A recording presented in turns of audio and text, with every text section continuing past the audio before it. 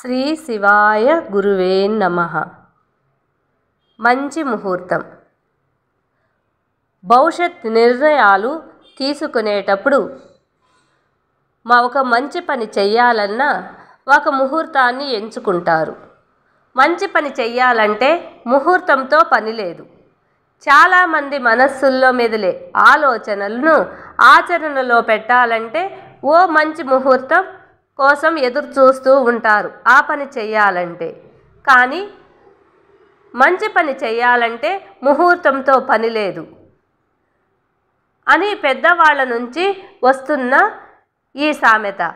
కానీ ఆ ముహూర్తం వచ్చే రోజుకు వీరి ఆలోచనలలో మార్పు వస్తుంది. అందుకేనేమో మంచి పనికి ఈ ముహూర్తంతో పని లేదు అని పెద్దవాళ్ళు అంటూ ఉంటారు. కానీ పెళ్ళిళ్ళకు, పెద్ద పెద్ద కంపెనీల స్థాపనకు, శ్రీమంతాలకు, అన్నప్రసన, అక్షరాభ్యాసం, పుట్టి వెంట్రుకలు తీయటం, ఇలా మనిషికి సంబంధించిన పుట్టినప్పటి నుంచి కొన్ని ఆచారాలు జీవితంలో వస్తూ ఉంటాయి. అవి ఒక్కసారే వస్తాయి. పుట్టిన తరువాత బారసాల మొదలు వివాహం వరకు మంచి ముహూర్తాలను చూసుకోవాల్సిందే. మంచి భవిష్యత్ కోసం మంచి ముహూర్తాన్ని ఈ విషయాల్లో మీరు ఎంచుకోవాలి. దీన్ని తేలిగ్గా తీసి పారేయవద్దు. జాతకంలో, మన జీవితాలలో జాతకంతో చాలా వరకు ముడిపడి ఉంటుంది. కానీ మంచి ముహూర్తాలు ఎంచుకుంటే కొంచెం మనసుకు ప్రశాంతంగా ఉంటుంది. కాలం ఎలా ఉన్నా ఈ ముహూర్త బలాలు వాళ్ళకి మంచి చేకూరుస్తాయని అంటూ ఉంటారు.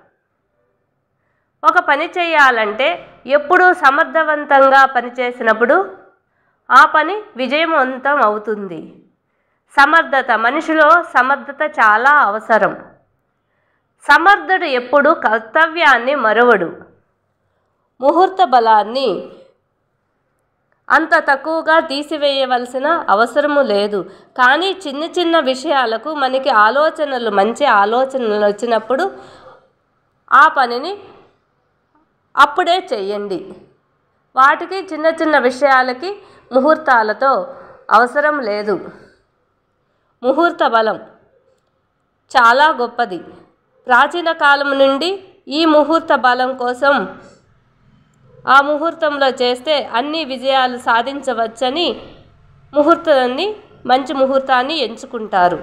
వివాహం మొదలు జీవితంలో వివాహానికి ముఖ్యంగా ఎంచుకునే ముహూర్తాలు చాలా బలంగా ఉండాలి.